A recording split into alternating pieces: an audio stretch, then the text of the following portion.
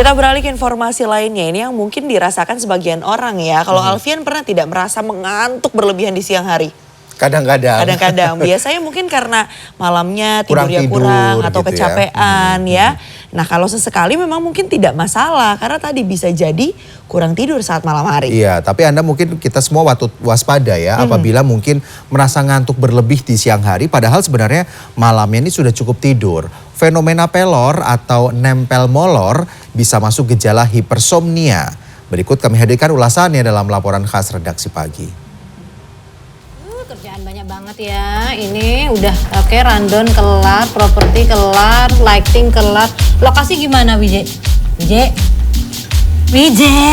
Ya Allah, ketiduran kamu. Maaf Mbak, ngantuk Oke, banget. tadi ngantuk banget. Tadi malam kan cukup tidurnya. Iya sih, cuma ngantuk banget nih.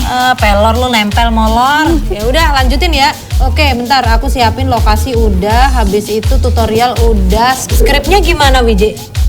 Ya Allah, nih anak bener-bener nempel molor alias pelor. Tapi sebenarnya anak-anak seperti ini tuh lebih enak kali ya, karena dia bisa beristirahat itu tanpa harus cari kasur atau tempat proper, bisa beristirahat. Ya gitu deh. Ya udah deh. Lanjut.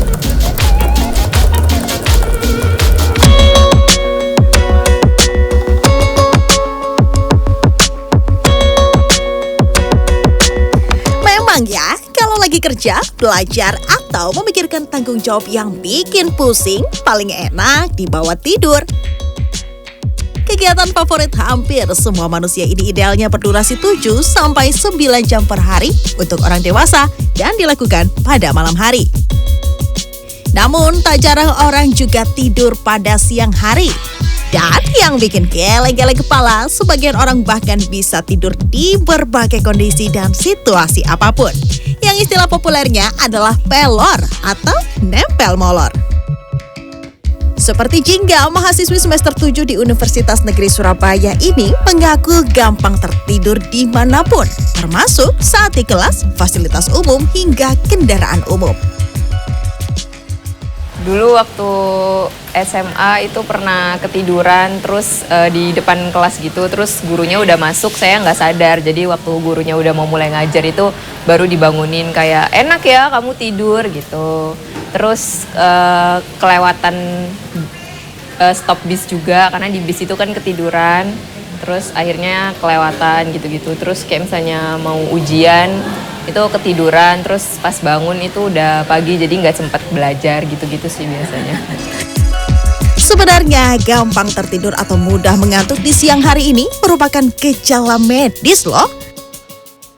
Iya, jadi itu adalah tanda dari hipersomnia. Hipersomnia adalah rasa kantuk yang berlebih di siang hari padahal udah dapat tidur cukup di malam sebelumnya.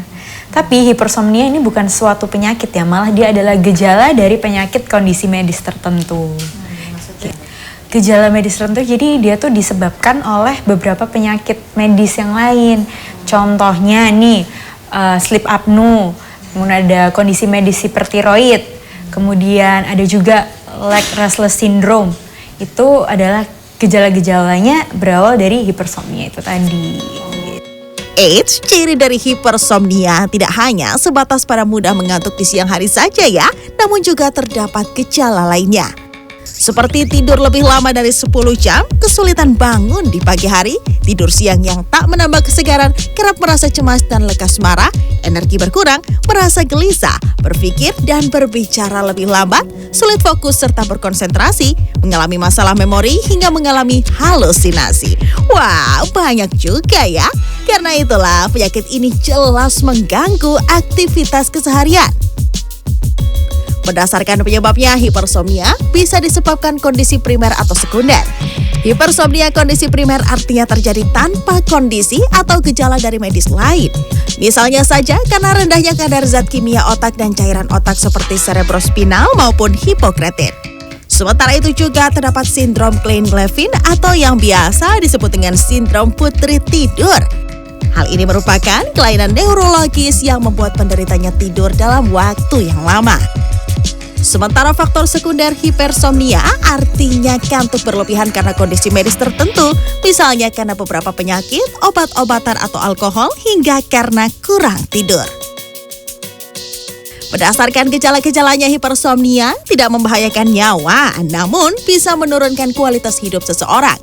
Seperti saja terganggu waktu produktifnya ataupun fokus konsentrasinya, penanganan hipersomnia bisa dilakukan secara medis maupun mandiri. Tentunya kita harus periksakan dulu ya, apa benar ini hipersomnia atau bukan. Harus periksa ke dokter. Apabila memang itu benar hipersomnia, akan dilakukan tes-tes dahulu. Dari tes-tesnya bagaimana hasilnya. Bisa kita singkirkan penyakit-penyakit yang lain. Apabila memang hipersomnia yang murni hipersomnia, bisa diberikan obat-obatan dan terapi kognitif. Misalnya sleep hygiene, seperti itu. Penanganan secara mandiri bisa dengan menjaga pola tidur, mengurangi asupan kafein sebelum tidur, berolahraga cukup, dan membuat nyaman lingkungan tidur kita.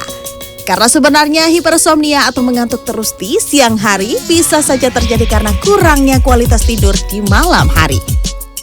Sebenarnya hipersomnia itu bisa disebabkan juga karena kurang tidur. Jadi orang yang susah tidur, kemudian di siang harinya jadi performanya turun, ngantuk, itu akan terjadi hipersomnia. Jadi mudah, gampang sekali tidur. Jadi kayak sebenarnya lingkaran setan ya, kayak nggak bisa tidur, kemudian tidurnya pada siang hari, seperti itu. Selebihnya, bila kantuk berlebih terus dirasakan, perlu pemeriksaan lebih lanjut ke dokter.